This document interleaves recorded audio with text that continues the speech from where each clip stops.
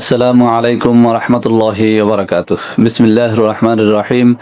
আলহামদুলিল্লাহি রাব্বিল আলামিন। আল আকিবাতু লিল মুত্তাকিন। আসসালাতু ওয়াসসালামু আলা নাবিয়্যিহি মুহাম্মাদিন ওয়া আলিহি ওয়া আসহাবিহি আজমাইন। আম্মা বাদ।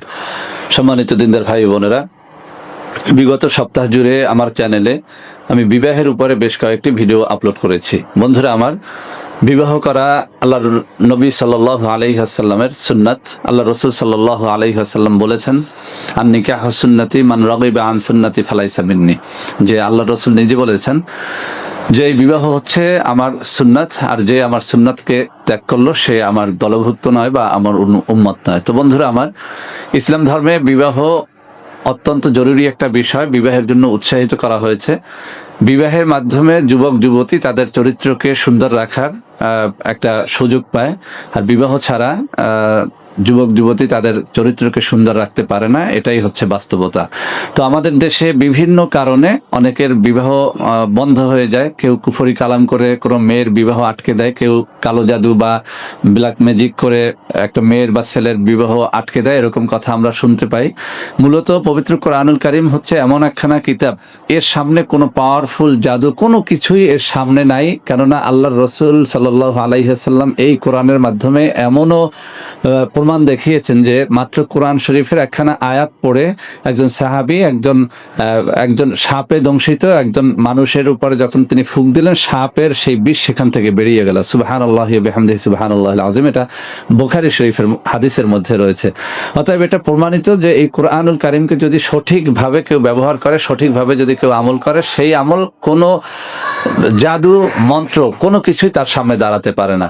তো বন্ধুরা আমার, আজকে এই পবিত্র কোরআনুল কারীমের মাধ্যমে বিবাহের এমন একখানা আমল আপনাদের সামনে আমি পেশ করব, যে আমলখানা যারা কোরআন তেলাওয়াত জানেন তাদের জন্য অত্যন্ত সহজ, আর যারা জানেন না তাদের জন্য আমি একটা পদ্ধতি এখানে বলে দেব। এই আমলটি যদি কেউ করে, আমি কেমন করে বলবো, আমি চোখে দেখেছি। আমার এই আমল যাদেরকে করতে বলেছি, এরকম অনেক মানুষ সাক্ষী দিয়েছেন যে এই আমল করার পরে 7 দিন, 14 দিন বা 21 দিনের মধ্যে ছেলের বা মেয়ের বিয়ে যা আটকে ছিল দীর্ঘদিন কোনো ম্যাজিক, ব্ল্যাক ম্যাজিকের কারণে, কোনো জাদু মন্ত্রের কারণে অথবা অন্য কোনো কারণে, এলাকার মানুষের শত্রুতা অথবা নিজের আত্মীয় স্বজনের মধ্য থেকে কেউ ভাঙ্গানি দেওয়া, শত্রুতা করার কারণে আটকে ছিল, সেই বিবাহ সর্বোচ্চ 7 দিন বা 21 দিন বা 14 দিনের মধ্যে কমপ্লিট হয়ে গেছে। তো বন্ধুরা আমার, যে সমস্ত যুবক যুবতী এরকম রয়েছেন যে তাদের কোনোভাবেই বিবাহ হচ্ছে না, বিভিন্ন জাদুকরের কাছে গিয়ে তারা হাজার হাজার টাকা খরচ করতেছেন, বিভিন্ন ওঝা বৌদ্ধ কবিরাজের কাছে গিয়ে প্রতারিত হচ্ছেন, আমি তাদেরকে বলবো,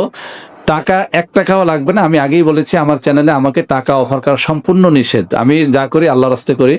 তো আপনারা কষ্ট করে হলেও এই আমলটি করবেন। যদি এরকম যুবক যুবতী কোরআন তেলাওয়াত না জানেন, তো তার পক্ষে তার মা বাবা, চাচি, খালা, ফুফু কেউ থাকলে তারা করবেন। যদি সেটাও না পান, কোনো হাফেজ, কারি, মাওলানা, বিশ্বস্ত আলেম ওলামার দ্বারা এটা করাবেন।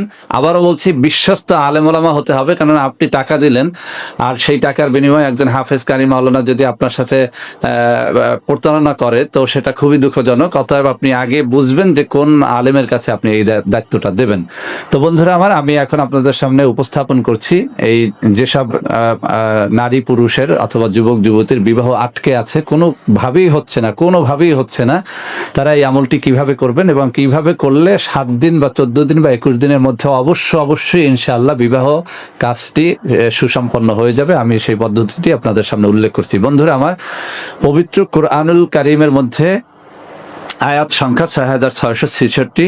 বিভিন্ন দেশের কোরআনের কারীমের মধ্যে আয়াতের গণনা পদ্ধতির কারণে এর কিছুটা হেরফের আছে, কিন্তু মোট কথা হচ্ছে পবিত্র কোরআনুল কারীমের মধ্যে সবকটি আয়াতই শুদ্ধ এবং এর মধ্যে কোথাও কোনো সন্দেহের অবকাশ নেই। যেখানে বলা হয়েছে জালিকাল কিতাবুল লা রাইবা ফি, এই কিতাবের মধ্যে কোনো সন্দেহ নেই, যা আল্লাহ রাসূল সাল্লাল্লাহু আলাইহি ওয়াসাল্লামের যুগ থেকে চলে এসেছে। এখন পর্যন্ত অবিকৃত অবস্থায় একখানা ধর্মগ্রন্থই রয়েছে, তা হচ্ছে পবিত্র কোরআনুল কারীম। এই পবিত্র কোরআনুল কারীমের মধ্যে 30টি পারা আছে, আপনারা সবাই জানেন। আমরা সেভাবে রমজান মাসে তারাবিতে তেলাওয়াত করে থাকি, কেউ পারা ভিত্তিক তেলাওয়াত করে থাকি, কিন্তু আল্লাহ রাসূল সাল্লাল্লাহু আলাইহি ওয়াসাল্লাম কোরআনুল কারীমকে তেলাওয়াত করেছেন মনজিল ভিত্তিক। মনজিল, পবিত্র কোরআনুল কারীমের মধ্যে 7টি মনজিল রয়েছে। অর্থাৎ আল্লাহ রাসূল সাল্লাল্লাহু আলাইহি ওয়াসাল্লাম একদিনে কোরআন শরীফ তেলাওয়াত শুরু করে যেখানে গিয়ে তিনি থেমেছেন সেখানে হচ্ছে এক মনজিল। আল্লাহ রাসূল সাল্লাল্লাহু আলাইহি ওয়াসাল্লাম এভাবে 7 দিন দিনে কোরআন খতম করতেন, অর্থাৎ 7 মঞ্জিলে তিনি কোরআনকে ভাগ করে 7 মঞ্জিলে তিনি কোরআন খতম করতেন। যুগ যুগ ধরে আউলিয়া কেরামের মধ্যে এই মঞ্জিল ভিত্তিক কোরআন খতমের একটা রেওয়াজ চালু আছে এবং এটা সুন্নত একটা পদ্ধতি। তো কিতাবের মধ্যে, বড় বড় কিতাবের মধ্যে এই ঘটনাটি বা এই কথাটি এভাবে উল্লেখ আছে, যদি কোনো ন্যাক কাজের নিয়তে, সেটা যত জটিল কাজ হোক না কেন, যদি কেউ মঞ্জিল ভিত্তিক কোরআন খতম করে, অর্থাৎ শুরুটা শুরু করবে এবং 1 মঞ্জিলে শেষ করবে, এভাবে করে 7 দিনে 7 মঞ্জিল শেষ করবে, এভাবে 1 খতম কোরআন শরীফ শেষ করবে, তো তার সেই ন্যাক আশা পূর্ণ হবে। তো বিবাহের ক্ষেত্রে এর একটা ভিন্ন নিয়ম রয়েছে, সেটা হচ্ছে এই কোরআন মঞ্জিল ভিত্তিক যে আপনি খতম করবেন বিবাহের উদ্দেশ্যে, সেটা হচ্ছে আপনি শুক্রবারে, যে কোনো একটা শুক্রবারে আপনি কোরআন তেলাওয়াত শুরু করবেন এবং 1 মঞ্জিল শেষ করবেন শুক্রবারে, শনিবারে আর 1 মঞ্জিল, রোববারে আর 1 মঞ্জিল, সোমবারে আর 1 মঞ্জিল, মঙ্গলবারে আর 1 মঞ্জিল, বুধবারে আর 1 মঞ্জিল, বৃহস্পতিবারে আর 1 মঞ্জিল, এভাবে 7 মঞ্জিল, শুক্রবার থেকে বৃহস্পতিবার পর্যন্ত 7 মঞ্জিল, এভাবে আপনি কোরআন খতম করবেন এই বিবাহের নিয়তে। এবং যখনই আপনার এই 7 মঞ্জিলে কোরআন খতম হয়ে যাবে, তখন আপনি আল্লাহ রাব্বুল আলামিনের কাছে প্রার্থনা করবেন, চোখের পানি ফেলে আপনার বিবাহের বিষয়টি আপনি বলবেন। যদি এই 7 দিনের মধ্যে বিবাহ না হয়, আবার আপনি শুরু করবেন শুক্রবারে 1ম মঞ্জিল, শনিবারে 2য়, এভাবে করে করে বৃহস্পতিবার পর্যন্ত 7ম মঞ্জিলে আবার শেষ করবেন।